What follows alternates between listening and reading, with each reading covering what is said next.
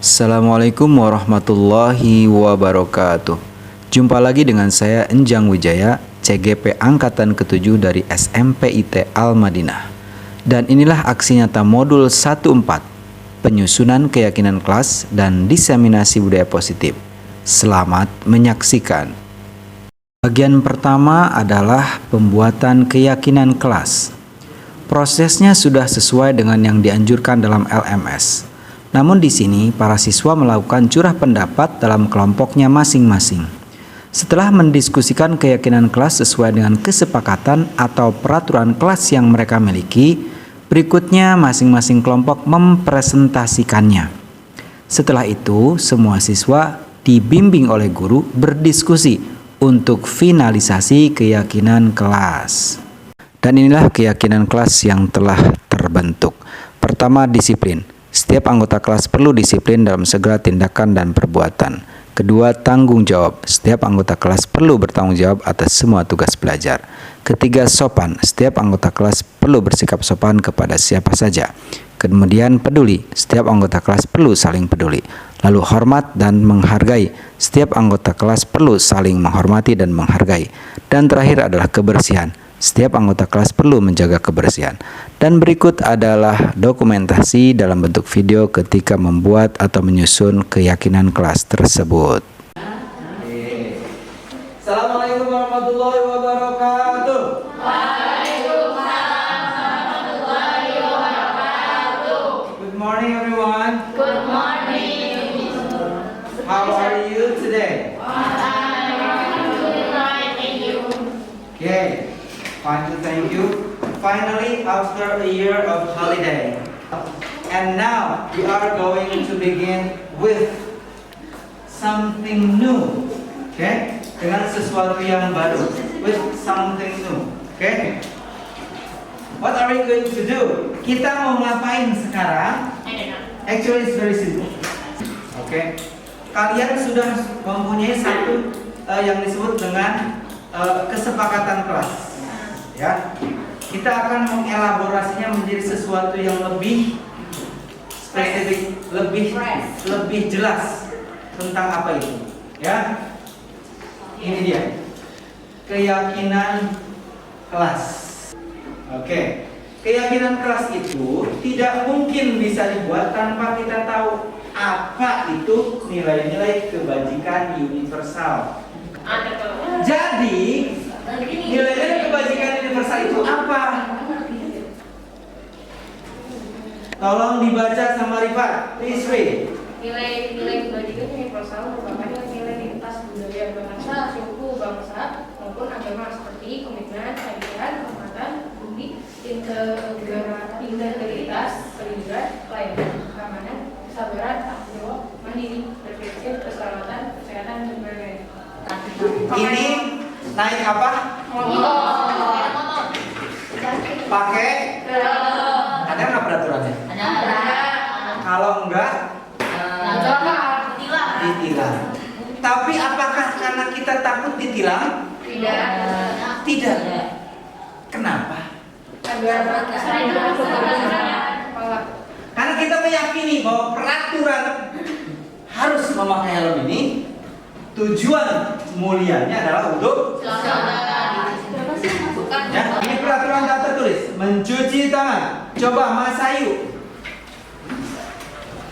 Mencuci tangan. Kalau sekarang zamannya Covid, cuci tangan dulu. Peraturan tuh. Ya. Kira-kira tujuan mulia di balik keharusan mencuci tangan itu apa? Coba Mas Ayu yang cantik jelita. Untuk menjaga Kesehatan. Coba ngasih. Gitu ya. Coba dibacakan Adelio, please read. Saya meyakini bahwa tujuan mulia dari peraturan memakai helm adalah untuk keselamatan saya saat mengendarai motor. Oke, coba Kina please read. Tolong baca Yakina ya. Saya meyakini bahwa tujuan mulia dari keharusan mencuci tangan sebelum makan adalah untuk kebersihan dan kesehatan. Lalu keyakinan kelas itu apa? Tolong dibacakan sama Mazaya Nur Khairunisa Ulia Putri.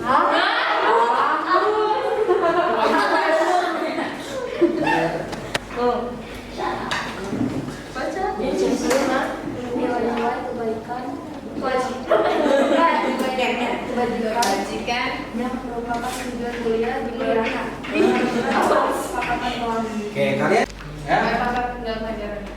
Oke, bentar dulu, tenang. Nanti kalian diskusikan. Dilarang berkata kasar, kotor itu ini tujuan mulianya apa sih? Ya, supaya kita tahu keyakinan kelas kita ini. Dilarang berisik saat pelajaran berlangsung, itu ke apa namanya tujuan mulianya itu apa sih dibalik ini semua? Ya, dilarang mencoret-coret dinding, meja dan kursi apa sih tujuan mulianya? Ya, dilarang mengejek atau menolak temannya apa sih tujuan mulianya? Oke, menjaga kebersihan diri sendiri kelas dan apa sih tujuan mulianya? Yang nanti akan kalian diskusikan bersama teman sekelompok. Nanti per kelompok akan presentasi menurut kelompok kami. Satu, tidak perlu misal ada yang ditambahkan tentu. Cukup ini aja belum kita jalanin maksimal. Ya. Yang kedua, misalkan nomor 1, ya tujuan mulianya adalah misal disiplin, misal gitu ya, gitu. Nomor 2 apa? Nomor 3 apa? Nomor 4 apa dan sebagainya. Ya, gitu. Oke. Nah itu yang harus kalian didiskusikan. Nanti setelah diskusi, presentasi, kita akan gabungkan semua itu. Kelompok ini menurut kelompok ini kira-kira apa sih keyakinan kelasnya? Ini dan ini. Kalau ada yang berbeda nanti kita akan gabungkan. Keyakinan kelas tidak boleh lebih daripada 7. Paham? Misal disiplin, menghormati, menghargai, bekerja keras, pantang menyerah dan sebagainya. Tidak boleh lebih dari 7. Ya, gitu. Oke. Nah, yang ini ya diskusikan. Any question? Ada pertanyaan sampai sini? Oke. Nanti pas presentasi semua anggota kelompok harus ngomong. Ya. Makanya bagi tugas. Nomor 1 siapa, nomor 2 siapa, nomor 3 siapa, nomor 4 siapa. Pas sampai 7. Ya kan nggak boleh lebih dari 7 tuh. Ya. Jadi sekolah. Kira-kira tujuan mulianya apa sih menagih data sekolah itu? Apakah komitmen? Apakah keadilan? Apakah kebersamaan? Apakah peduli? Apakah integritas?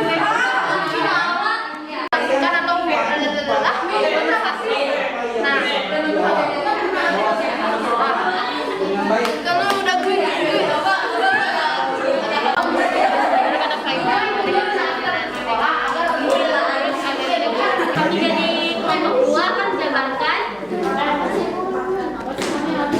Peraturan dan tujuannya.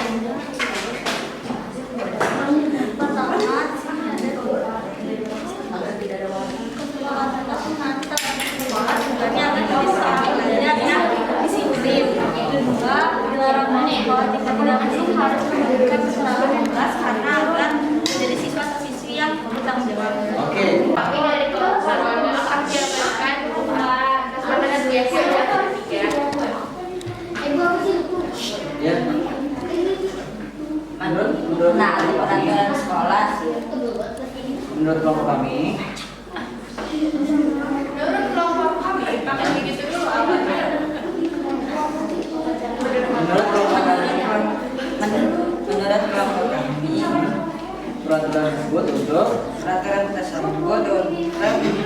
apa? mentaati dan disiplin agar kita bertanggung jawab.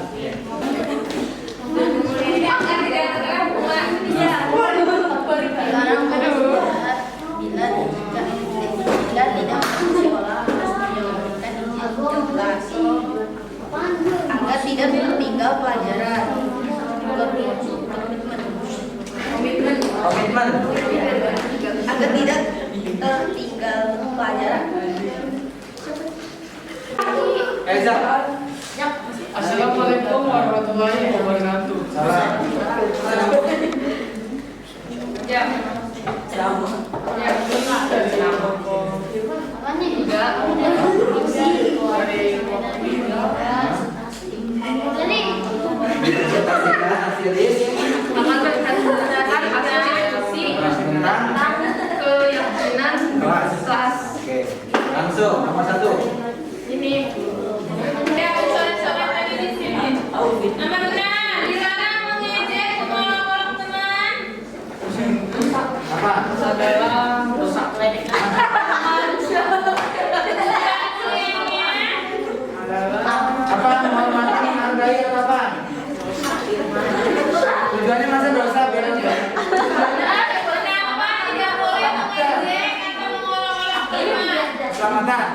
Apa? Disiplin. 2, 3, 4, 5. Yang lain yang tidak dimasukkan ke sini karena kan maksimal 7. Ya, maksimal 7. Oke, ini bisa dalam 1 bulan, 2 bulan, 3 bulan kita review, paham? Dan dalam setiap waktu kita harus selalu mengingat ini. Ya. Oke, gitu. Ya. Coba kita baca sekali lagi. Kita baca sekali lagi bersama-sama. Ya. Berdasarkan hasil diskusi bahwa keyakinan kelas 73 adalah 1. Disiplin. 2, Tanggung jawab. 3, 4, 5, 6, 7. Itu yang akan kita pegang terus ya sampai ada revisi dan lain sebagainya. Kita harus saling mengingat ini terus. Begitu, ya. Bagian kedua adalah tentang diseminasi budaya positif. Sebelum pelaksanaan, kami menyampaikan rencana tersebut kepada kepala sekolah kami, yaitu Bapak Supriyadi MPD. Dan alhamdulillah kegiatan ini mendapatkan dukungan dan sekaligus memberikan masukan agar diseminasi dilaksanakan tidak hanya kepada guru-guru SMP, namun dengan mengundang guru TK dan guru-guru SDIT Al-Madinah. Dan tentu saja dihadiri oleh para direktur, personalia, dan tim penjamin mutu YPI Ar-Rahman sebagai penyelenggara Sekolah Islam Terpadu Al-Madinah. Dan pelaksanaannya disepakati dilaksanakan di Aula Asri 3 SIT Al-Madinah pada Kamis 19 Januari 2023 pukul 13.30 sampai selesai. Karena ada 6 CGP di sekolah kami, maka kami berbagi tugas. Disiplin positif dan nilai-nilai kebajikan universal dijelaskan oleh Ibu Wahyu Simping Lestari. Motivasi perilaku, hukuman, penghargaan, dan restitusi dijelaskan oleh Bapak Ahmad Saiful. Sedangkan kebutuhan dasar manusia dijelaskan oleh Ibu Ana Heliana. Kemudian 5 posisi kontrol dijelaskan oleh Bapak Kasnadi, keyakinan kelas dijelaskan oleh Ibu Irma Sutiani, dan saya sendiri Enjang Wijaya menjelaskan tentang segitiga restitusi. Dan inilah dokumentasinya dalam bentuk video. Baik. Assalamualaikum warahmatullahi wabarakatuh. Rabbi sahli sadri wa yassir amri wa hlul lisani yafqahu qawli. Pertama-tama mari kita panjatkan puji serta syukur kehadiran Allah Subhanahu wa taala karena atas rahmat dan hidayahnya alhamdulillah hari ini kita bisa berkumpul dan berjumpa di tempat yang insya Allah penuh dengan barokah ini. Salawat serta salam semoga tercurah limpah kepada Nabi besar Muhammad Sallallahu Alaihi Wasallam. Yang terhormat Bapak Personalia Pak Haji Cecep, yang saya hormati tim penjamin mutu yang diwakili oleh Bu Jumianti dan Pak Budi, dan yang terhormat Bapak Ibu Kepala Sekolah baik dari unit TK, SD, dan SMP. Dan tak lupa yang saya hormati dan saya banggakan Bapak Ibu guru hebat, guru dari unit TK, SD, dan SMP yang mudah-mudahan selalu dalam lindungan Allah Subhanahu wa taala. Amin ya Allah ya rabbal alamin. Oke, pada kesempatan hari ini izinkan saya aku pemandu acara atau nator di sini untuk memimpin ya, memandu untuk kegiatan best practice yang akan disampaikan oleh rekan kami ya, CGP ya, yang tergabung di calon guru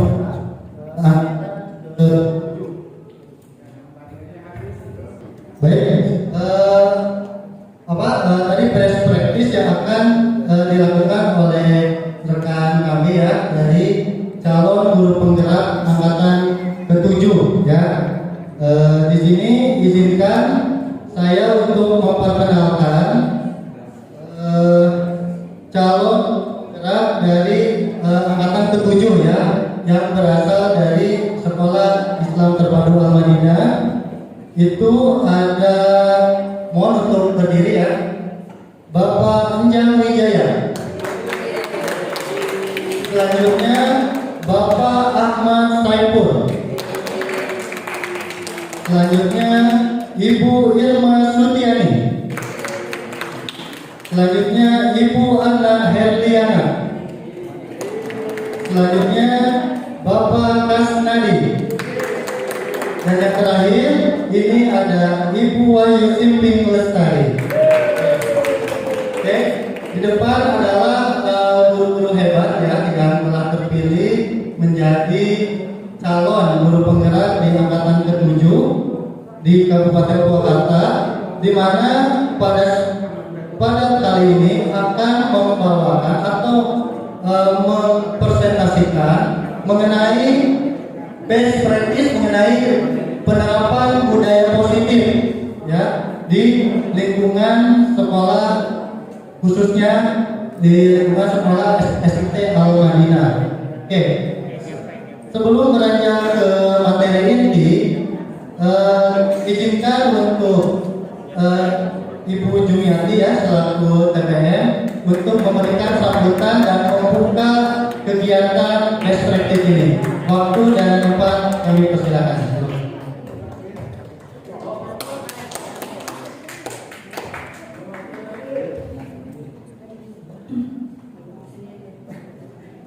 Terima kasih Pak Dede. Bismillahirrahmanirrahim. Assalamualaikum warahmatullahi wabarakatuh.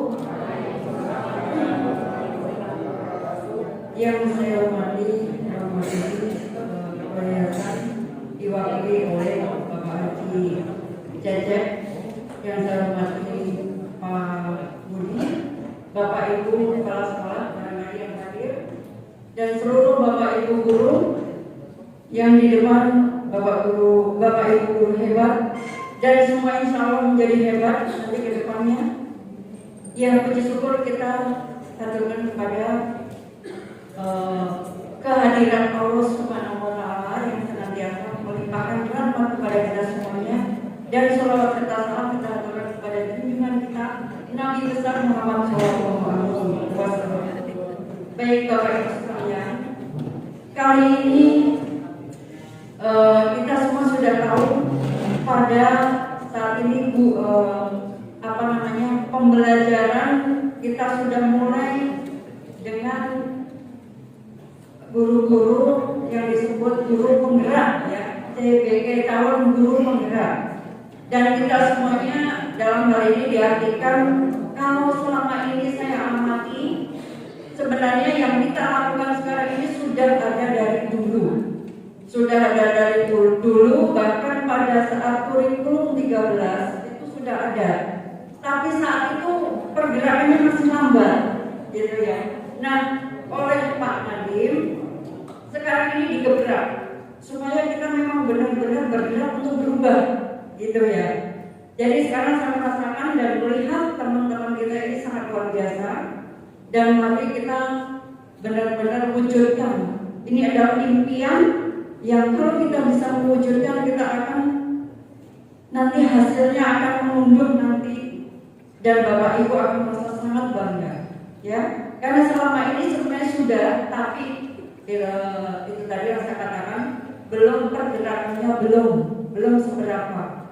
Jadi hasil dari output dari anak-anak kita juga mungkin belum terlalu terlihat. Tapi nanti jika Bapak dan Ibu guru serius lagi, bergerak lebih lagi sesuai dengan arahan-arahan yang sudah diciptakan oleh pemerintah. Dalam hal ini tentu saja Pak Nadiem yang sangat luar biasa ya, untuk selalu mengupgrade ilmu-ilmu untuk para guru di negara kita. Dan Bapak Ibu jangan pernah mengeluh, jangan pernah merasa aduh kok begini, nggak usah, jalani dengan semangat ya, sepenuh hati. Saya yakin tidak akan pernah rugi, dan ilmu itu akan dipakai sampai kapanpun untuk anak-anak sampai dunia akhirat nanti. Amin. Insya Allah ya. Dan itu Bapak Ibu, mari kita support bersama, kita semangat bersama. Walaupun saya juga sedikit sekali kalau saya hanya bisa baca-baca, tapi Bapak Ibu guru akan memahami karena akan pelatihan dan terus ya. Ilmu insya Allah selalu bertambah dan selalu selamat semuanya. Sekaligus kita buka depannya.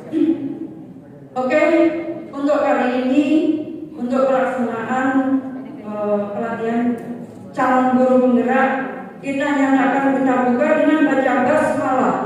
Bismillahirrahmanirrahim. Terima kasih. Assalamualaikum warahmatullahi wabarakatuh.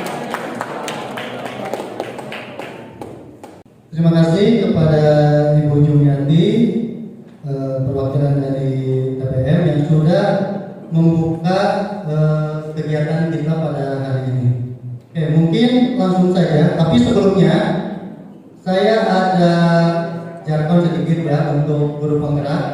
Guru penggerak belajar, bergerak, berbagi. Oke, kita sama-sama. Iya, guru penggerak. Sekali lagi ya, guru penggerak. Oke, tepuk tangan.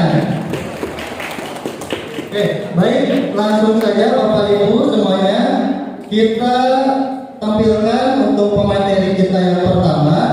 Itu ada Ibu Wahyu Simping Lestari yang akan memaparkan mengenai disiplin positif dan nilai-nilai kebajikan. Waktu dan tempat kami persilakan. Terima kasih Pak Dede atas waktunya. Assalamualaikum warahmatullahi wabarakatuh.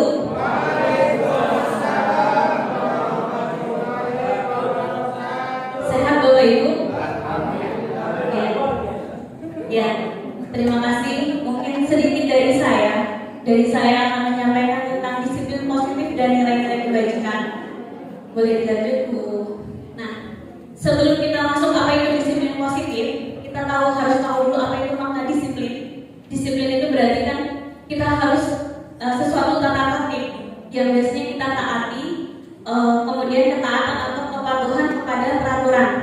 Nah, kalau untuk yang biasa kita pahami bahwa taat terhadap peraturan itu sesuatu yang dilakukan oleh diri sendiri. Tapi kalau kita tidak bisa melakukan sendiri, kita butuh orang lain untuk mentaati itu.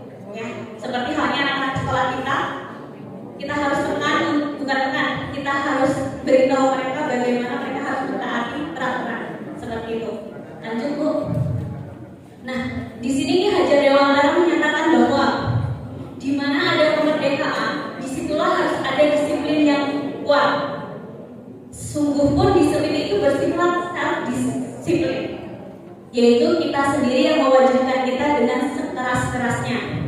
Tetapi itu sama saja, sebab jikalau kita tidak cukup melakukan self-disiplin, kita membutuhkan wajiblah penguasa lain mendisiplinkan kita. Seperti yang tadi saya bilang, kalau kita tidak bisa mendisiplinkan diri sendiri, orang lain yang akan mendisiplinkan kita, atau kita butuh orang lain untuk mendisiplinkan kita. Seperti contohnya maksudnya kita masuk rank 7/5, itu adalah aturan yang dibuat oleh orang lain, dan kita dipaksa atau dituntut untuk mau mengikuti disiplin itu. Lanjut. Nah, di sini juga Ki Hajar Dewantara mengatakan bahwa untuk mencapai kemerdekaan atau dalam konteks pendidikan, untuk menciptakan murid-murid yang merdeka, syaratnya adalah harus disiplin yang kuat. Disiplin di sini adalah disiplin diri yang memiliki motivasi internal. Jadi disiplin itu harus dari diri sendiri, bukan dari orang lain. Tapi balik lagi, kalau namanya disiplin itu tidak bisa dari diri kita, ya harus kita butuh orang lain untuk mendisiplinkan. Nah, yang mana itu disebut disiplin dari faktor eksternal. Lanjut mungkin. Nah, disiplin diri membuat seseorang menggali potensinya, bagaimana dia mencapai tujuannya, mencapai tujuan yang bermakna tentunya. Nah, disiplin diri juga mempelajari bagaimana cara mengontrol diri, bagaimana menguasai diri untuk memilih tindakan yang mengacu pada nilai-nilai kebajikan atau nilai-nilai yang dapat kita hargai. Seseorang yang memiliki disiplin diri rela, berarti mereka bisa bertanggung jawab atas apa yang mereka lakukan dengan berpatok pada nilai-nilai kebajikan. Lanjut. Nah, disiplin positif itu sendiri adalah suatu pembelajaran, merupakan pendekatan mendidik anak untuk melakukan kontrol diri dan pembentukan kepercayaan diri. Nah, kita sebagai pendidik itu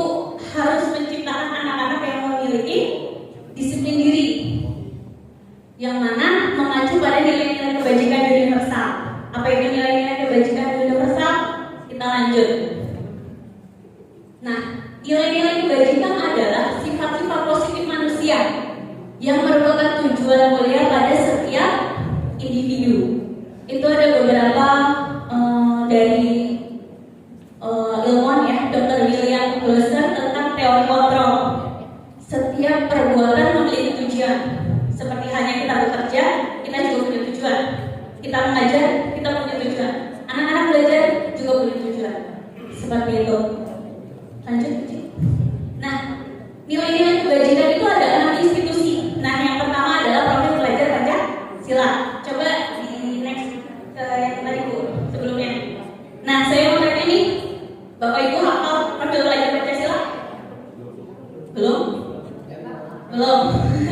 Ada yang mungkin tahu yang pertama apa?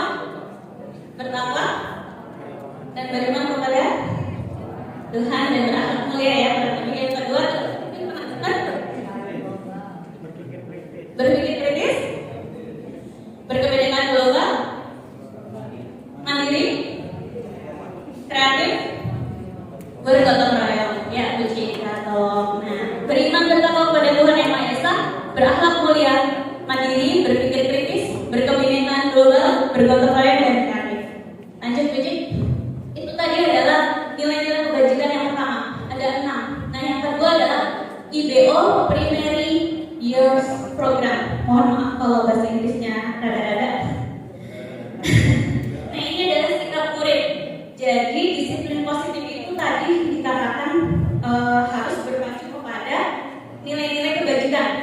Nah, anak-anak tentunya tahu bahwa nilai-nilai kebajikan ini adalah ini loh profil pelajar Pancasila. Kemudian toleransi, rasa hormat, integritas, mandiri, dan lain sebagainya. Kurang lebih seperti itu. Lanjut.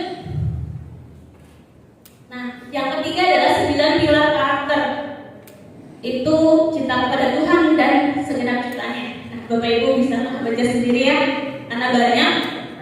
Tapi kurang lebihnya sebenarnya sudah tercakup di profil pelajar ya. Kurang lebih juga sebenarnya kita benar kata Bujung tadi, apa yang ada di kurikulum penggerak sebenarnya kurang lebih kita sudah, hanya saja mungkin istilah-istilahnya yang berbeda seperti itu. Dan mungkin juga kita dituntut untuk lebih banyak bergerak dan mau bertindak. Lanjut. Nah, yang keempat adalah petunjuk seumur hidup dan keterampilan hidup. Keterampilan hidup dapat dipercaya, lurus hati, pendengar yang aktif, tidak merendahkan orang lain, memberikan yang terbaik dari diri. Mungkin itu ya. Petunjuk diri juga banyak.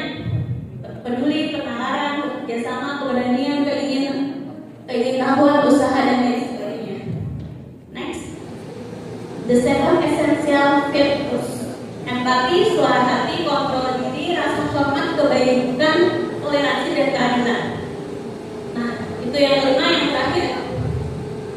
Yang terakhir adalah, nah ini banyak proyek nilai-nilai kebajikan.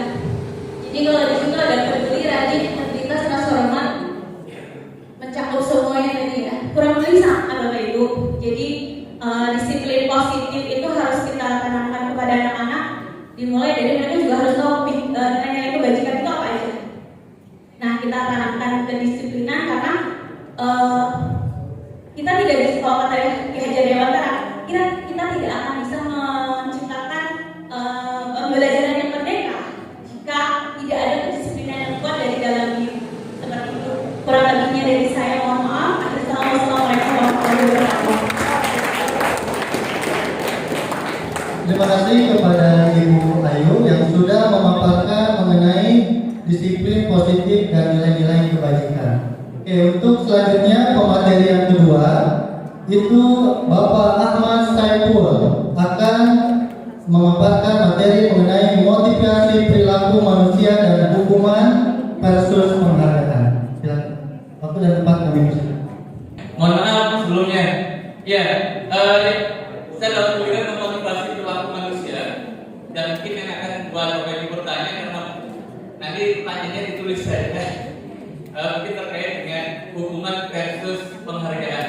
Yang mungkin selama kalau kita biasa kasih penghargaan pada sesuatu biasa, di sini di dicoba di luar paradigmanya berbeda. Mungkin next door.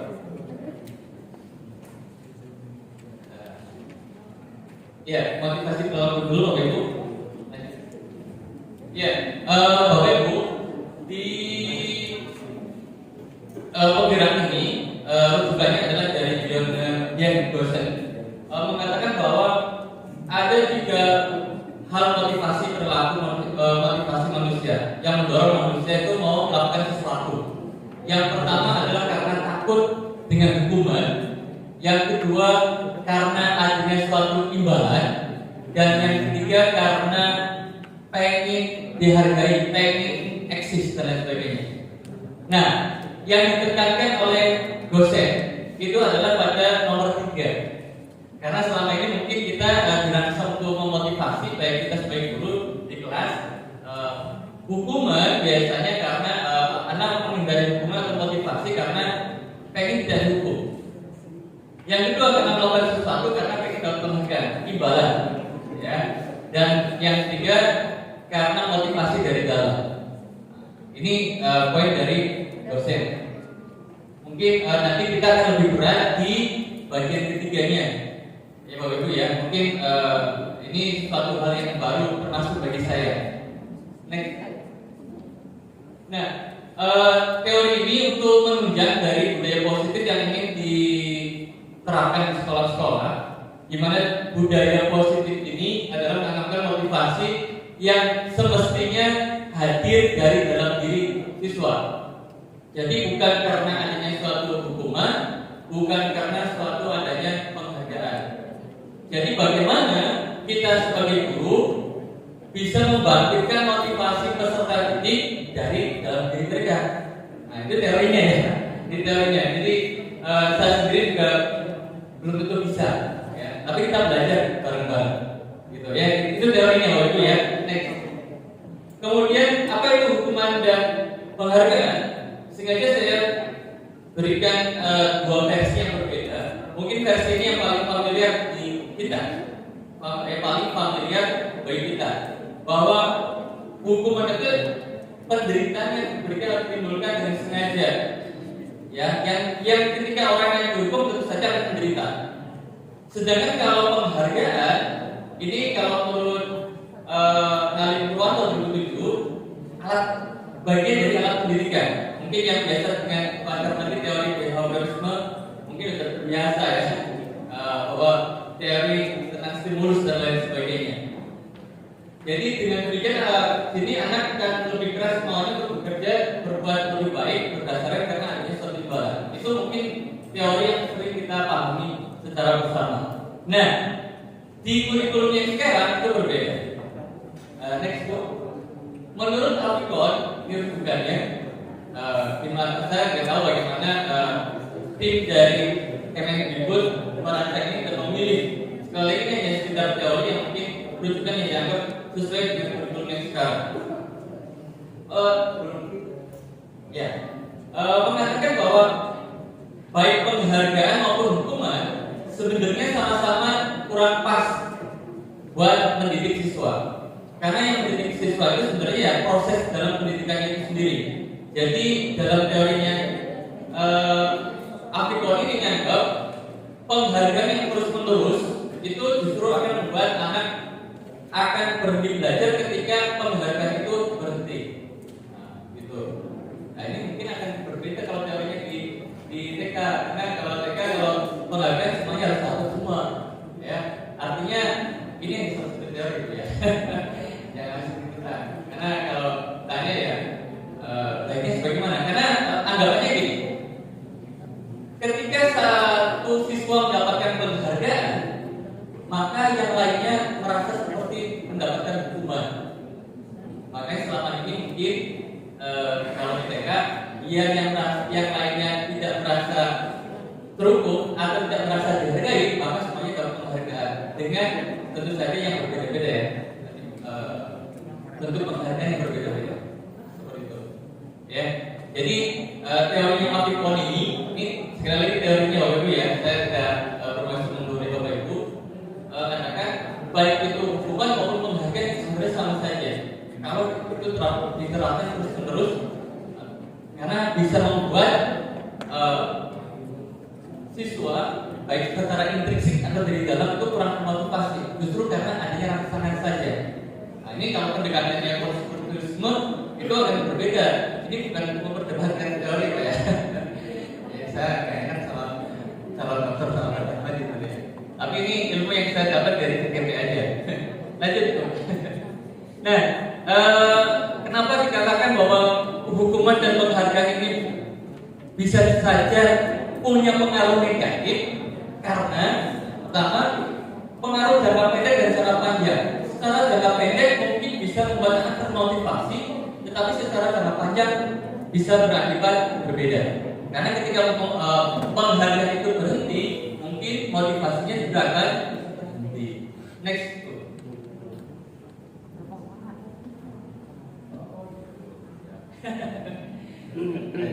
Kemudian penghargaan itu dikatakan tidak efektif, karena yang paling efektif adalah menghadirkan motivasi dari dalam diri. Next. Bisa juga merusak hubungan, misalnya. Ya, jadi mungkin ada anak yang dikasih hadiah dengan yang tidak, itu katanya bisa merusak hubungan. Ini teori ya. Next. Nah, ini dari riset dalam sebuah percobaan, sekelompok anak laki-laki berusia 9 tahun kita melihat gambar-gambar wajah yang ditampilkan di layar. Mereka harus diberitahukan jika wajah-wajah tersebut sama atau berbeda. Gambar-gambar tersebut hampir sama. Beberapa dari mereka diberi penghargaan dalam bentuk uang. Pada saat mereka memberikan jawaban benar, sementara sebagian yang lain tidak. Nah, hasilnya anak laki-laki dibayar membuat lebih banyak kesalahan. Jadi motivasinya menurun. Tapi ini kan Bapak Ibu hanya salah satu riset ya. Tapi ini juga menjadi wacana buat para kita bahwa penghargaan yang terus-menerus juga akan berakibat tidak baik. Nah, seperti itu. Next. Bisa menurunkan kualitas. Next. Kemudian bisa mematikan kreativitas karena menunggu stimulan atau menunggu rangsangan dari gurunya. Kalau gurunya tidak memberikan suatu stimulus, nah itu juga akan membuat anak pasif. Nah, ini teorinya seperti itu. Next. Kemudian dikatakan bahwa penghargaan hukum karena mereka tidak mendapatkan penghargaan, misalnya dalam sistem ranking mereka mendapatkan ranking 2 merasa paling hukum. Ya, jadi tanpa saya akan ranking 1 dan lain sebagainya. Nah, seperti itu. Jadi ini suatu paradigma yang mungkin sangat baru ya kalau kita belajar tentang dasar-dasar teori pendekatan pendidikan tadi dari behaviorisme ke konstruktivisme mesti agak puyeng ya Bapak Ibu ya. Next dulu. Nah, kemudian yang baik adalah motivasi dari dalam diri sendiri.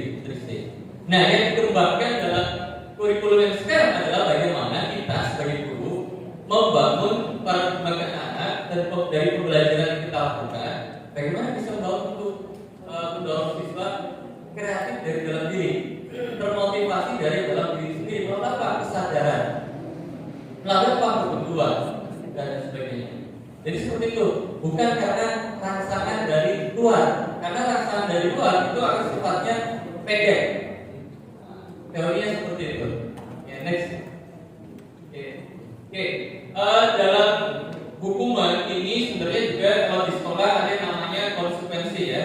Ada juga restitusi yang akan disampaikan oleh pemateri terakhir. Intinya kita harus memahami bahwa ketika kita melakukan suatu hukuman ini bisa sesuatu yang menyakitkan. Kalau konsekuensi adalah sesuatu yang terjadi, konsekuensi itu biasanya sesuatu yang disepakati. Kalau di kelas dia ada kesepakatan kelas atau peraturan kelas dan sebagainya ya. Dan restitusi. Nah, yang diharapkan dari bagaimana cara kita mendidik di kelas adalah bagaimana restitusi merupakan pilihan, membangun kesadaran, membangun motivasi dari dalam diri. Mungkin itu saja dari saya, Bapak Ibu, karena kita bergantian. Karena banyak. Nanti materinya bisa ya, Pak. Banyak ya. Oke, sekali lagi terima kasih atas perhatiannya. Mohon maaf kalau ada kata saya salah dan sopan. Terima kasih. Wassalamualaikum warahmatullahi wabarakatuh. Terima kasih Bapak Man Saiful yang telah memaparkan materi kedua Oke, kita lanjut langsung ke Ibu Hana Eliana akan memaparkan materi mengenai 5 kebutuhan dasar manusia. Waktu dan tempat kami persilakan. Baik Bapak Ibu, Assalamualaikum warahmatullahi wabarakatuh. Baik Bapak dan Ibu semua, di sini saya akan menjelaskan tentang kebutuhan dasar manusia. Dilanjut, Bu Cik. Iya, kebutuhan dasar manusia itu sendiri adalah segala sesuatu yang memang dibutuhkan oleh manusia demi mempertahankan kehidupannya. Jadi kebutuhan fisiologis, kebutuhan psikologis itu harus seimbang sehingga kehidupan manusia bisa berjalan sebagaimana mestinya. Nah, di sini saya mengambil piramida dari Abraham Maslow. Nah, Maslow ini membuat piramida segitiga seperti ini, namanya adalah hierarchy of needs. Di sini ada 5 kebutuhan yang memang harus dipenuhi oleh manusia itu sendiri. Dari mulai kebutuhan yang paling bawah, yaitu kebutuhan fisiologi atau bertahan untuk hidup, sampai nanti akhirnya manusia bisa mencapai kebutuhan yang paling tinggi, yaitu aktualisasi diri. Nah, di sini kebutuhan yang pertama dan kedua itu adalah kebutuhan dasar.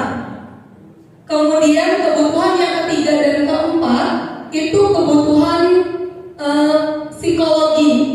Yang paling atas adalah kebutuhan pemenuhan diri. Saya akan jelaskan satu persatu. Dari mulai dilanjut, Bu Cika. Ya, dari mulai kebutuhan bertahan hidup. Di sini manusia pastinya membutuhkan yang namanya makan, minum, kemudian juga pakaian, tempat tinggal, itu pasti harus terpenuhi. Artinya kebutuhan ini tidak bisa dihindari atau tidak bisa diabaikan. Selain 3 kebutuhan ini, manusia juga membutuhkan rasa aman. Dari mana rasa amannya? Rasa aman untuk mencukupi kebutuhannya secara finansial, kemudian juga rasa aman untuk mendapatkan kesehatan, rasa aman untuk mendapatkan keselamatan hidup. Karena manusia itu sendiri ketika dia beranjak dewasa, manusia pastinya akan berusaha untuk mencari pekerjaan. Dia berusaha untuk mendapatkan penghasilan demi mempertahankan hidupnya. Kemudian juga manusia biasanya mau untuk membayar asuransi untuk kesehatan hidupnya, untuk keselamatan jiwanya. Itu namanya kebutuhan bertahan hidup. Yang kedua adalah kebutuhan cinta dan kasih sayang. Ini juga kebutuhan yang sangat diperlukan oleh manusia. Biasanya kebutuhan cinta dan kasih sayang ini adalah mendapatkan ataupun memberikan kasih sayang kepada orang lain. Kemudian kebutuhan untuk diterima di suatu kelompok.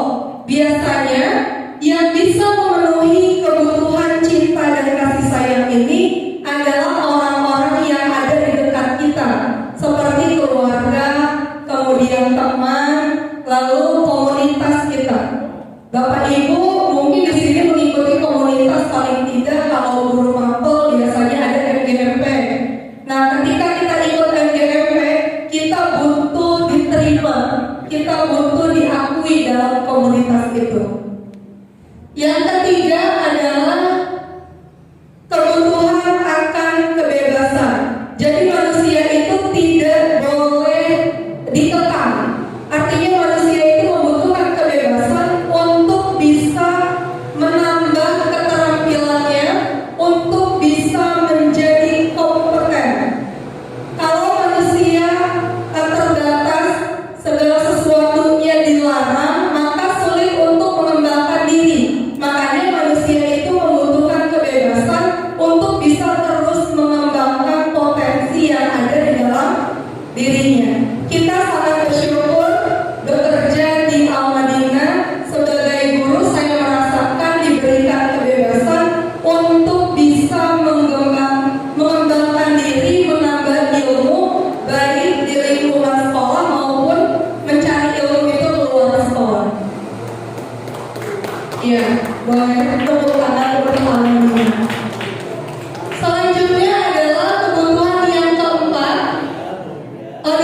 contohnya kebutuhan yang keempat adalah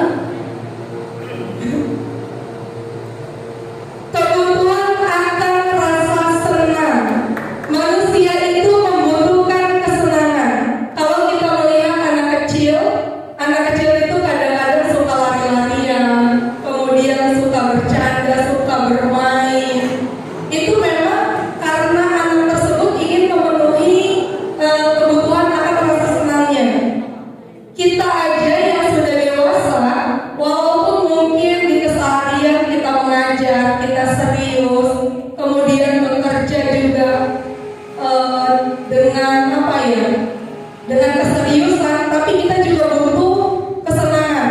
Ketika di jam istirahat, kita butuh dialog dengan teman, kita butuh bercanda dengan teman.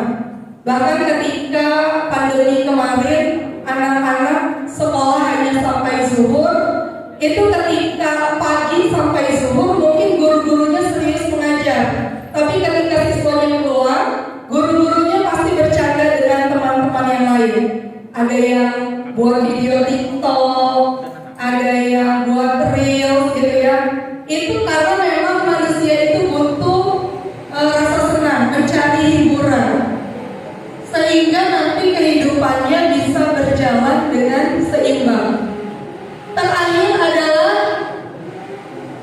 aktualisasi diri. Nah, ini kebutuhan yang paling tinggi tingkatannya. Ketika manusia sudah bisa memenuhi 4 kebutuhan sebelumnya, maka manusia akan mencoba untuk memenuhi kebutuhan yang terakhir ini. Nah, kebutuhan yang pertama sampai kebutuhan yang keempat itu biasanya dicapai karena manusia merasa kekurangan. Contoh, manusia kurang hiburan, maka dia akan mencari. Manusia merasa lapar, maka dia akan makan. Itu bisa terpenuhi karena memang adanya rasa kurang. Tapi kalau untuk kebutuhan aktualisasi diri, ini ketika semuanya terpenuhi, maka manusia akan mencari hal-hal yang sekiranya bisa membuat dia lebih puas. Artinya ini tuh penutup. Ketika yang 4 sudah terpenuhi, maka di sini lebih berkembang lagi, sehingga dia bukan hanya sebatas memenuhi kebutuhannya, tapi juga memang puas dengan apa yang sudah didapatkannya. Dilanjut. Iya, di sini contoh dari aktualisasi diri. Yang pertama adalah di mana manusia bisa memahami dirinya sendiri. Jadi melakukan sesuatu bukan hanya paksaan, bukan hanya karena tanggung jawab, tapi memang dia sudah paham dengan dirinya bahwa dirinya membutuhkan itu. Maka dia akan mencari sesuai dengan kebutuhannya. Lalu yang kedua adalah menolong sesama, bertindak sopan dan beradaptasi terhadap kondisi tertentu, memiliki tingkat kebebasan, memiliki rasa syukur yang tinggi, melihat semua hal yang terjadi dengan pandangan yang positif. Maka di sini kalau sudah sampai ke aktualisasi diri, artinya manusia bisa menjalani kehidupannya dengan baik, bukan hanya dipaksa untuk tetap bisa hidup, tapi memang dia hidup sesuai dengan keinginannya, sesuai dengan apa yang ingin dilakukannya. Ya, mungkin itu saja yang bisa saya sampaikan. Kurang lebihnya mohon maaf. Wassalamualaikum warahmatullahi wabarakatuh. Terima kasih kepada Ibu Hana Heriana yang sudah memaparkan materi ketiga mengenai 5 kebutuhan dasar manusia. Lanjut ke materi yang keempat, itu akan disampaikan oleh Bapak Kasnadi mengenai 5 posisi kontrol. Oke, waktu dan tempat kami persilakan. Baik, bismillahirrahmanirrahim. Assalamualaikum warahmatullahi wabarakatuh.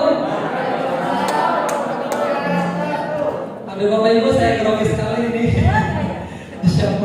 Baik, Bapak Ibu, di sini saya akan menjelaskan 5 posisi kontrol. Ini hasil riset dari Diana Gosen yang mencari seperti apa wujud disiplin itu, ya. Setelah dikelompokkan, ternyata ada 5 posisi kontrol guru saat menghadapi masalah dari siswanya. Oke, yang pertama itu ada posisi penghukum, kemudian pembuat rasa bersalah, kemudian ada yang menjadi teman, ada yang menjadi pemantau, dan ada yang menjadi manajer. Ya. Berikutnya juga, nah ini salah satu contoh posisi kontrol guru, terutama ini saya masa lalu ya.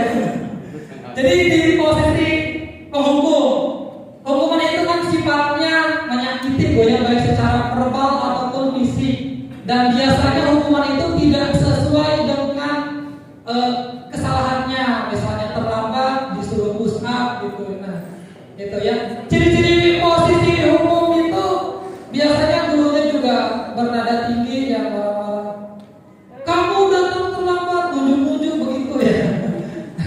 Itu posisi kontrol penghukum. Kemudian posisi kontrol guru berikutnya yaitu pembuat rasa bersalah. Dia tidak marah-marah, dia juga tidak bersuara keras, tapi menggunakan keheningan dan menggunakan kata-kata yang menyakitkan, menyentuh hatinya. Kamu itu gimana sih? Udah berkali-kali loh Bapak peringatkan. Ini terlambat lagi. Kamu tuh nanti gak kasihan sama apa ya gimana? Nah itu kayak gitu, membuat anak itu jadi rasa, aduh iya ya Pak, maafkan saya jadi bersalah gitu ya. Ini posisi kontrol guru yang kedua. Posisi kontrol yang ketiga, ada guru yang menjadi teman. Nah ini sudah mulai beralih dari yang negatif ke yang lebih baik ya. Mungkin saat guru mendapati seorang anak yang terlambat, datang cukup datang, gurunya bilang, bro, mana aja baru datang ini? Waduh, kamu terlambat lagi. Nah, di sini siswa tidak merasa tersakiti. Di sini siswa merasa nyaman, walaupun dia menyadari bahwa dia telah melakukan kesalahan. Nah itu, walaupun ada sisi positif, dia itu tidak merasa tersakiti. Ada sisi negatifnya juga ternyata. Yang pertama berarti siswa akan ketergantungan sama guru tersebut. Pakas mah gampang, besok terlambat lagi gak apa-apa gitu kali ya. Nah, ini juga posisi kontrol ternyata yang kurang baik. Ya. Yang keempat, ada posisi kontrol sebagai pemantau. Di sini guru sudah bisa memisahkan di mana dia sebagai teman, di mana dia sebagai guru. Jadi sudah mulai. Kalau misalkan ada orang datang, contohnya selalu terlambat misalkan ya, ada anak terlambat datang. Cuk, kamu tahu sekarang jam berapa? Tahu Pak. Jam 7:05. Berarti terlambat ya? Betul Pak. Apa kira-kira konsekuensinya? Saya harus tinggal kelas Pak, beristirahat. Nah, guru di sini sudah lebih baik, tidak perlu marah-marah, tidak menyakiti, dan juga tidak menjadi ketergantungan siswa. Dia tuh menggunakan peraturan. Tuh, peraturan ini berarti kamu harus ini ya. Kamu kesalahannya ini, berarti kamu harus begini ya. Nah, baik siswa ataupun guru sudah mengetahui apa konsekuensi yang dia terima apabila melakukan kesalahan. Tetapi ternyata Bapak Ibu, ini pun belum begitu sempurna. Karena sekalipun siswa tahu apa yang dia lakukan itu salah, dan dia tahu apa yang akan dia terima konsekuensinya, tetap itu menyakiti siswa.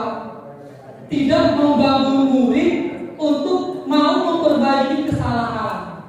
Nah, disinilah kita sebagai guru diharapkan bisa memposisikan diri sebagai posisi manajer, yaitu posisi yang kelima.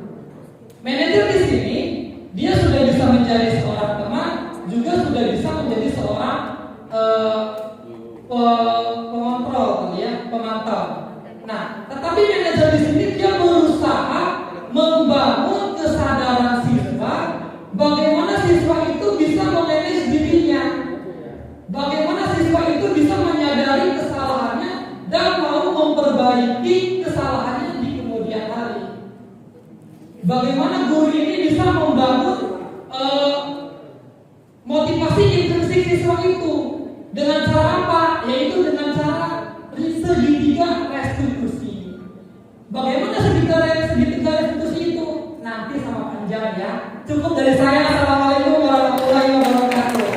Oke, selanjutnya untuk pemateri yang kelima kita panggil Ibu Irma Sutiani akan memaparkan materi mengenai keyakinan kelas. Waktu dan tempat kami persilakan. Bagaimana Bapak Ibu, masih semangat? Semangat ya, saya harap semuanya masih tetap semangat. Kali ini izinkan saya akan memaparkan materi tentang keyakinan kelas. Saya yakin di sini Bapak Ibu semuanya pasti saat mengawali pembelajaran awal semester pasti membuat yang namanya keyakinan kelas atau mungkin peraturan kelas. Ya, apa itu keyakinan kelas? Keyakinan kelas merupakan salah satu disiplin positif yang bisa kita terapkan dalam membangun budaya positif di sekolah sesuai dengan misi sekolah penggerak bahwa kita harus kan budaya disiplin positif agar anak-anak semakin positif dalam menjalani persekolahan. Selanjutnya, adapun tujuan diadakannya kesepakatan kelas. Yang pertama yaitu menciptakan pembelajaran yang berpusat pada murid. Ya, jadi di sini kita bisa meminta murid untuk membuat keyakinan kelas atau peraturan apa sih yang mereka inginkan dalam kelas. Yang kedua, memunculkan keterlibatan murid dalam menentukan kelas yang diimpikan sehingga murid lebih bertanggung jawab akan keputusan yang mereka buat bersama-sama. Insya Allah, karena keputusan atau kesepakatan mereka buat sendiri, jadi mereka akan mengikuti atau peraturan-peraturan akan mereka laksanakan karena kesepakatan mereka buat sendiri. Selanjutnya, menumbuhkan komunikasi efektif antara murid dan guru. Misalnya di SD kan ada murid dan siswa, jadi sama-sama nih dikomunikasikan kira-kira apa ya peraturan kelas atau aturan kelas yang akan kita buat. Oke, apa sih bedanya antara keyakinan kelas dengan peraturan? Sebelumnya kan biasanya ada peraturan kelas ya. Nah, keyakinan kelas dalam guru penggerak ini, seseorang yang memiliki keyakinan akan bersemangat menjalankan keyakinan, sedangkan peraturan hanya motivasi eksternal saja, ya. Jadi motivasi hanya dari luar saja. Sedangkan kalau keyakinan, karena mereka yang membuat aturan, insya Allah mereka akan mematuhi aturan yang sudah dibuat. Ukurnya, murid lebih bertanggung jawab, timbulnya pembelajaran yang menyenangkan. Yang ketiga, timbulnya hubungan yang harmonis antara guru dengan murid. Nah, dalam menentukan keyakinan kelas, kita melibatkan yang namanya kebajikan universal. Yang tadi sudah dijelaskan oleh Bu Ayu. Ada beberapa ya. Di sini saya ambil beberapa nilai. Ada keadilan, hormat dan santun, kreativitas, keberanian dan lain-lain. Nah, nanti kita akan praktikkan nih bagaimana cara membuat kesepakatan kelas. Yang pertama, kita melakukan sosialisasi terlebih dahulu mengenai konsep keyakinan kelas kepada siswa. Setelah melakukan sosialisasi, kedua kita mempersilahkan peserta didik untuk menuliskan, mencurahkan peraturan apa atau keyakinan kelas apa yang mereka inginkan, yang perlu disepakati bersama-sama. Yang ketiga, tinjau kembali daftar curah pendapat yang sudah dicatat. Jadi kita bisa mengajak murid-murid untuk menentukan nilai-nilai kebijakan atau keyakinan yang dituju dari peraturan tersebut. Yang keempat, sebelumnya dalam membuat keyakinan kelas, kita bisa menggunakan kata-kata kalimat positif. Jadi tidak ada lagi kalimat tidak boleh terlambat masuk kelas, gitu ya. Kita bisa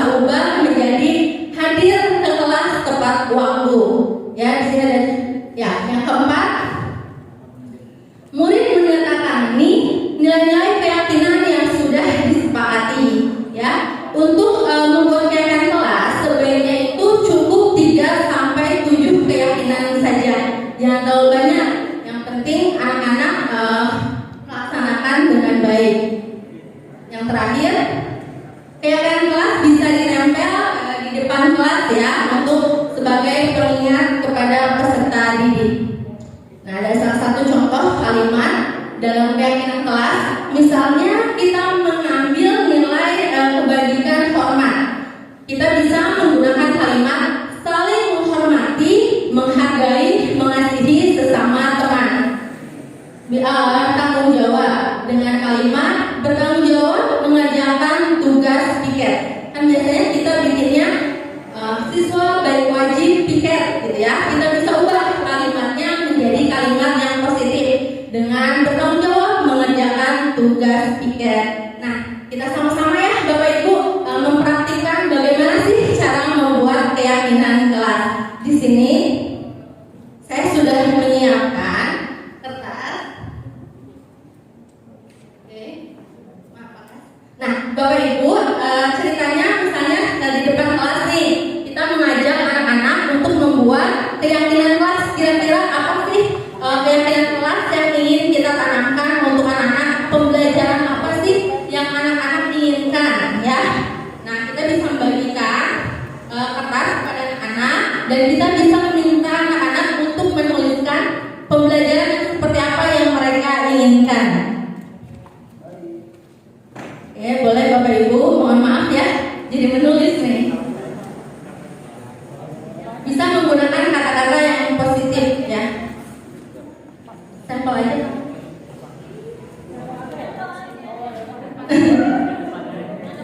Nah, ceritanya udah nih selesai dibagikan ya. Nah, bagi yang sudah, nanti kita bisa meminta peserta didik untuk maju ke depan kelas, menempelkan keyakinan kelas yang mereka inginkan. Ya, bagi yang sudah menulis, Bapak Ibu boleh ditempelkan di depan.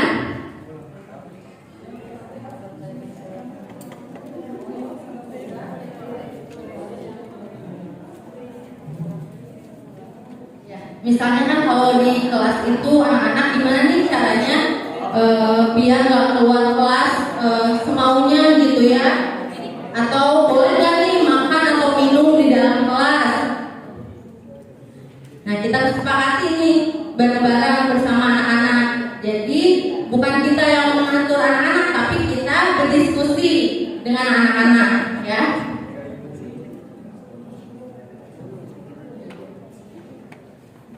Ya, boleh Bapak Ibu ceritanya sudah nih semuanya. Boleh ditempel. Masih lagi? Silakan. Oke, Pak Jarmadi boleh. Boleh tempel di mana aja. Jadi kan mantap ya. Oke, ada saling menghargai dan membantu sama teman, mengikuti pembelajaran tepat waktu, tiap habis menerangkan materi.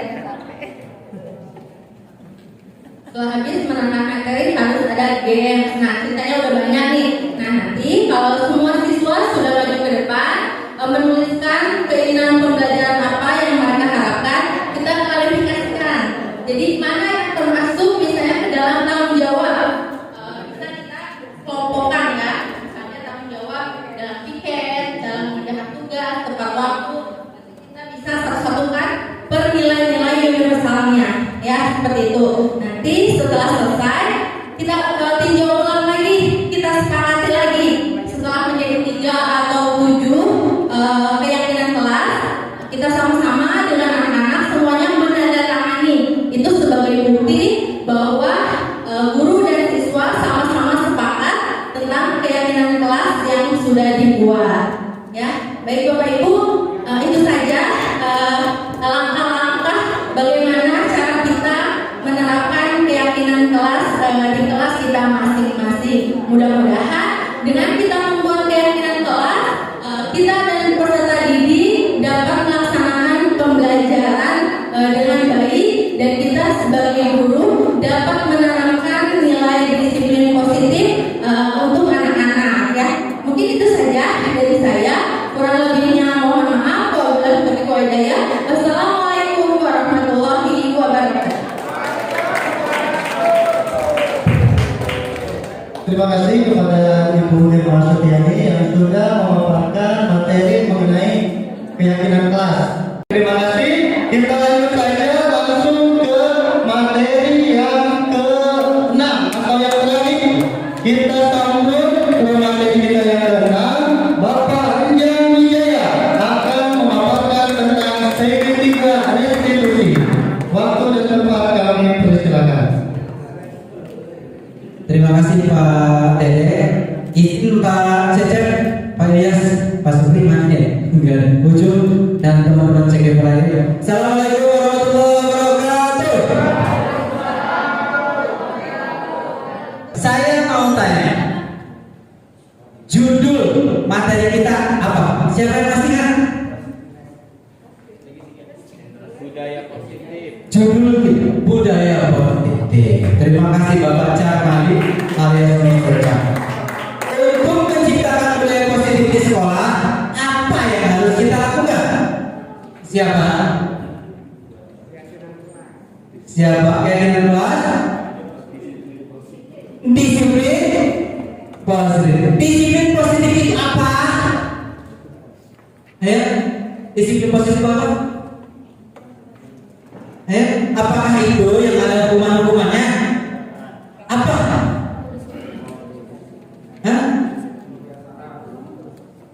Disiplin positif adalah motivasi yang tumbuh dari dalam. Caranya gimana untuk menemukan motivasi positif itu? Datang tepat waktu itu ada hasilnya. Gimana caranya? Tadi yang disebutkan sama Pak Ilyas gimana? Tadi disebutkan Pak Ilyas dengan keyakinan kelas. Pagi-pagi saya seperti biasa, ya, turun dari angkot, seberang depan Wisda Bogor, jalan sedikit, biasanya langsung sampai ke sekolah. Tapi tiba-tiba saya dipanggil sama teman saya, "Jom, sini lu." Wah, kata saya, jadi pada ngapain? Lo kok belum pada masuk? Udah lu sini aja. Hampir setengah teman saya, teman sekelas di kelas 3 ada di situ. Mayoritas cowok, cewek sekitar 3 sampai 4. Di sana ternyata sudah ada teman saya yang bawa mobil hijau lumayan mewah pada zaman itu, ya. Mau kemana? Tadi yang disampaikan oleh Bu Ana, mau mencari atau memenuhi kebutuhan dasar atau kebutuhan pokok manusia. Apa? Ternyata iya, kesenangan. Saya dibawa kemana? Ke puncak. Karena mobil cuma satu, maka dibuatlah skenario. Apa? Pinjam mobil salah satu teman lagi. Caranya gimana? Katanya kita mau kerja kelompok. Jadi katanya kata-kata kerja kelompok itu sering dijadikan dalih sejak zaman Majapahit dulu untuk kita bolos. Besoknya apa yang terjadi? Dikumpulkan di lapangan basket, ngapain kita? Hukuman. Hukumannya apa? Keliling lapangan sebanyak 20 kali. Apa posisi kontrol guru di situ? Sebagai penghukum. Apakah penghukum atau penghukum itu disarankan di materi ini? Tidak. Apa yang harus kita lakukan? Dengan apa? Oke, Bu, ini dia segitiga restitusi. Namanya segitiga berarti langkahnya ada berapa? Yang pertama apa? Menstabilkan identitas. Yang kedua, validasi tindakan yang salah. Kemudian menanyakan keyakinan. Tapi apa itu segitiga restitusi? Adalah suatu proses dialog yang dijalankan oleh guru atau orang tua akan dapat menghasilkan murid yang mandiri dan bertanggung. Kata kuncinya yang saya merahkan apa? Satu, dialog. Kalau dialog itu guru ngomong, apa murid ngomong? Dua-duanya. Ya. Kemudian dilakukan oleh guru atau berarti orang tua juga harus tahu. gitu. Agar anak-anak memiliki kemandirian dan rasa tanggung jawab. Oh, kemandirian dan rasa tanggung jawab. Kenapa? Kemandirian berhubungan dengan kemerdekaan. Menurut keyakinan kelas, dengan memiliki itu maka anak-anak menjadi anak yang mandiri, yang merdeka. Bagaimana caranya? Kita lihat next book. Ya. Menstabilkan identitas itu apa sih? Lanjut Bu. Bertujuan untuk mengubah identitas anak dari orang yang gagal menjadi sukses. Gagalnya dalam hal apa? Gagalnya dalam hal apa? Tadi perilaku manusia didorong oleh apa? Kebutuhan dasar. Dia sedang gagal dalam memenuhi kebutuhan dasar. Begitu. Balik lagi situ. Ya, kemudian lanjut. Validasi tindakan yang salah. Validasi itu artinya apa? Udah divalidasi nih. Udah. Ya. Kita ingin apa? Kita lihat mendalami alasan tujuan maksud melakukan tindakan pelanggaran ini. Ini ada apa sih? Ya. Lanjut. Terakhir menanyakan keyakinan. Apa itu? Mengumpulkan tindakan anak dengan nilai yang dia percaya atau keyakinan kelas atau keyakinan keluarga. Makanya tadi ada namanya keyakinan kelas. Ya. Oke, lanjut Bu. Menstabilkan identitas. Cara ngomongnya gimana sih? Ini contohnya. Ya, berbuat salah itu wajar sebenarnya, gitu ya. Lanjut. Tidak ada manusia yang sempurna, Bapak paham. Lanjut. Siapapun bisa melakukan kesalahan seperti itu, nah. Nah, lanjut. Ya, kita bisa menyelesaikan ini, tenang aja. Lanjut. Saya tidak tertarik mencari siapa yang salah, mari kita mencari solusinya. Lanjut. Ya, apakah kamu senang menjadi diri sendiri saat ini? Kenapa kok ditanyakan menjadi diri sendiri? Tadi keyakinan kelas. Lanjut tuh. Ngomongnya gimana? Validasi tindakan yang salah itu. Ini contohnya, ya. Oke, kamu pasti punya alasan kenapa melakukan itu. Oh, kamu kenapa tadi maki-maki teman kamu? Oh, pasti punya alasan. Coba Pak, jangan pengen denger. Ya, lanjut. Kamu patut bangga karena sudah menemui sesuatu yang penting buat saya ini, Pak. Di mana Pak marah-marah? Karena dia ngata-ngatain ibu saya, misal bapak saya. Ya, panjang bangga karena sudah sesuatu yang penting. Kamu boleh pertahankan sikap itu, kamu harus menanamkan sikap yang baru.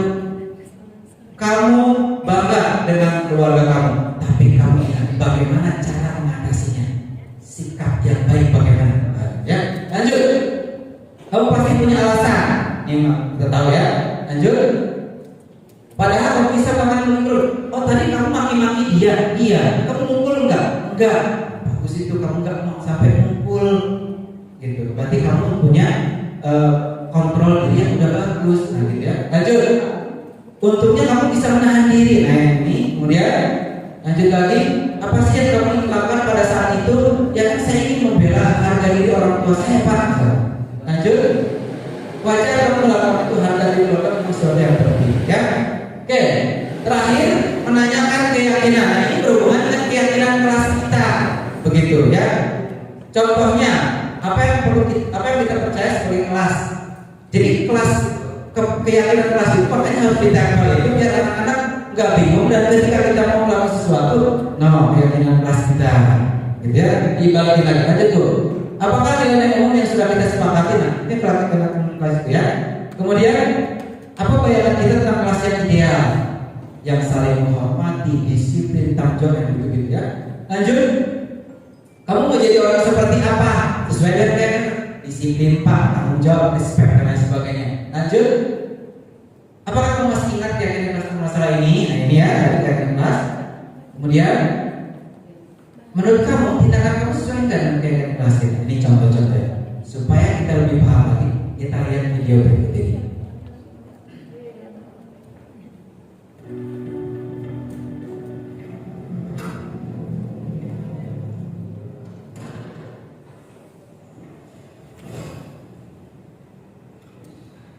Siang Sarah. Siang Pak. Sudah lama nggak ketemu Sarah? Kenapa hari ini ada di sini? Kesel Pak, kesel banget. Masa aku minta tadi uang kita Pak? Ya aku marah lah. Aku balik begitu. Ya pasti kamu marah dan kesal. Bapak juga akan marah apabila ada yang menuduh Bapak seperti itu. Kemudian pada saat itu kamu mau melakukan apa? Ya saya harus memakai mereka lah Pak. Soal banget, saya bentak-bentak dia daripada teman-teman lain. Oh begitu. Pasti kamu melakukan seperti itu karena suatu alasan tertentu kan? Iya lah, saya diam saja Pak. Ya saya bela diri lah. Masa saya dituduh tukang fitnah? Ya wajar. Mempertahankan harga diri itu sesuatu yang penting buat kamu. Untung kamu tidak bertindak lebih gagal lagi. Hanya membentak-bentak. Iya Pak. Untung saya masih bersabar dan hanya membentak saja. Sudah gemes padahal, saya pasti bela diri lah. Ya pasti ya. Tapi kamu memilih untuk tetap bertahan dan bersabar. Kamu memilih untuk tidak berbuat lebih parah lagi. Iya. Nah, sekarang coba kita lihat lagi tindakan kamu yang bentak-bentak Eka di kelas. Tindakan kamu itu kira-kira sesuai dengan keyakinan kelas atau prinsip kamu tidak? Enggak lah Pak. Capek Pak jadi pemarah. Jadi keyakinan atau prinsip mana yang kurang sesuai dengan keinginan kamu? Ya, saya sebenarnya sangat menghargai orang lain. Mungkin saat itu saya menjadi emosi, jadi tidak menunjukkan sikap itu. Kamu meyakini tidak menghargai orang lain itu penting buat kamu? Yakinlah Pak. Iya, setuju. Kita harus saling menghargai. Namun ada juga keyakinan yang kita sepakati yang perlu kita jalankan apabila kita sedang marah, kan? Ya, saya bisa lebih proaktif, mulai dengan diri sendiri. Saya bisa jadi lebih bersabar, mengambil waktu jeda untuk berpikir mau apa selanjutnya. Kira-kira kamu bersedia memperbaiki masalah ini tidak? Bersedia Pak. Kalau kamu memperbaiki masalah ini, kamu akan menjadi orang seperti apa? Saya akan menjadi orang yang bertanggung jawab kali ya Pak. Dan senantiasa proaktif. Iya, menurut kamu bagaimana rasanya menjadi orang seperti itu? Ya nyaman lah, bangga bisa bersabar dan menahan diri. Baiklah kalau begitu. Yuk kita pikirkan bagaimana memperbaiki masalah ini. Pertanyaan terakhir. Tiga restitusi digunakan untuk apa? Segitiga restitusi digunakan untuk apa? Atau ketika ada apa? Ketika ada berupa pelak. Ya, bila itu berbeda. Assalamualaikum warahmatullahi wabarakatuh.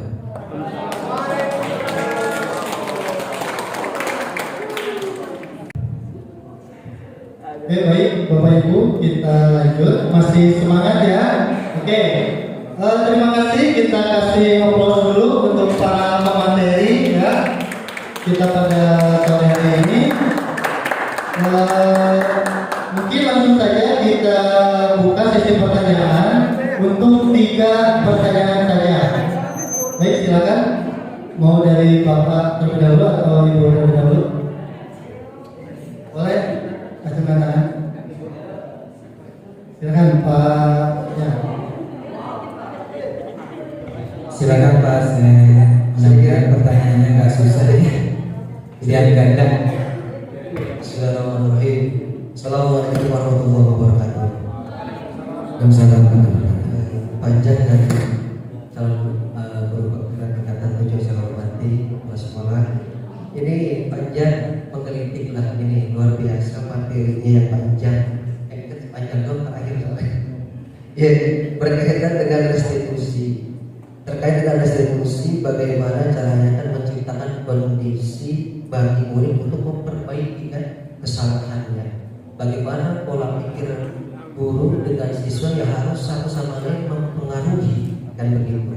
Pertanyaan saya simpel Pak Ustadz Jan, kalau seandainya mungkin tadi di video adalah anak yang memang paham betul, ngerti, iya Pak bahwasanya itu saya salah.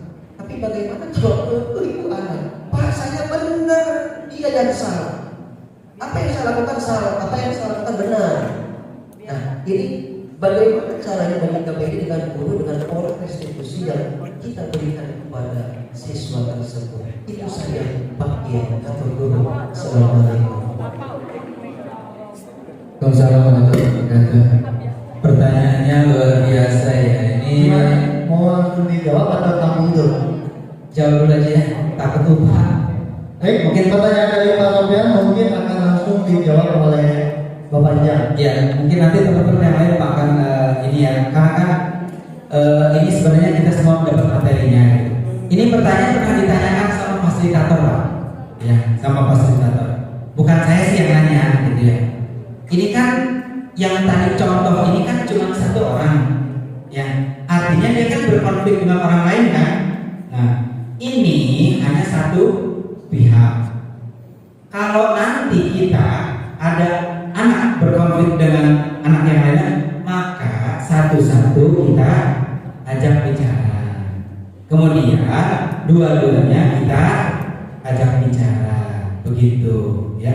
Dan intinya adalah, jadi sebelum ini benar-benar kita laksanakan, yang paling penting itu adalah kita tadi buat dulu keyakinan kelasnya, ya.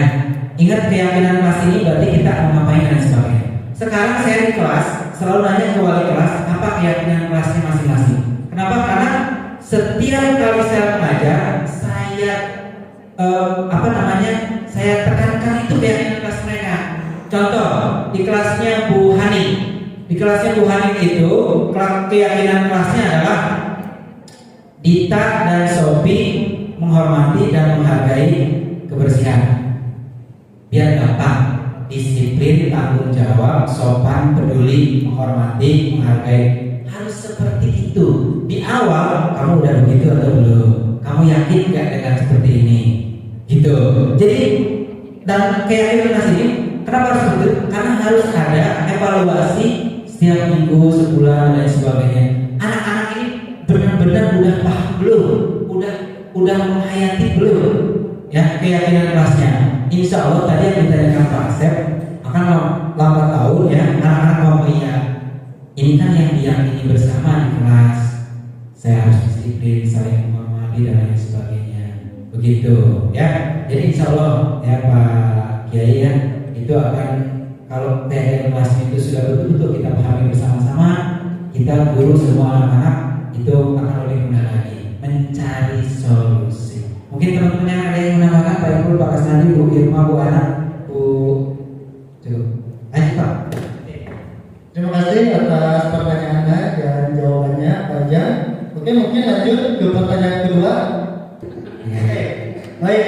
Mungkin kalau sudah cukup karena sudah jam pulang juga, mungkin kita langsung tutup saja ya, panjang. Kita kasih aplaus sekali lagi untuk pemain kita pada sore ini.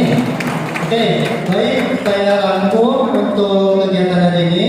Intinya kita sebagai pendidik mungkin apalagi di era pendidikan di abad 21 ini harus mempunyai kompetensi. Itu pun bagi saya ya pribadi.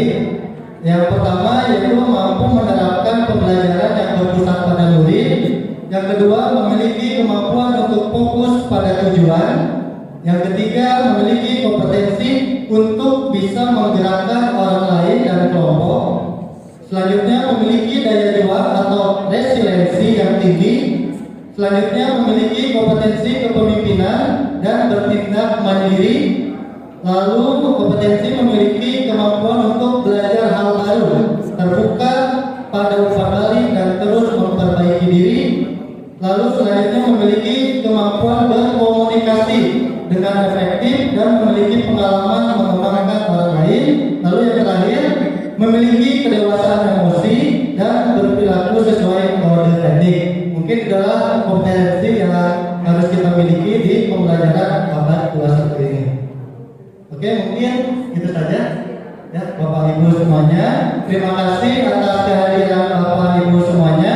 Semoga apa yang telah diberikan atau dipaparkan oleh pemateri kita bisa bermanfaat dan bisa kita kembangkan di sekolah kita masing-masing kepada murid-murid kita di sekolah. Oke, dan saya harapkan juga selamat kepada calon CGP angkatan 8 ya, baik dari unit SD dan TK ya, yang belum. Semoga sekolah kita dengan semakin banyaknya CGP bisa menambah kualitas serta karakter siswa kita lebih kuat dengan karakter profil pelajar banyak. Oke, Pak Jadi, punten kita foto bersama dulu ya. Baik, Bapak Ibu, sebelum ditutup mungkin nanti kita setelah itu kita foto bersama dulu di depan ya. Oke, saya doakan. Wabillahi taufiq wal hidayah. Wassalamualaikum warahmatullahi wabarakatuh.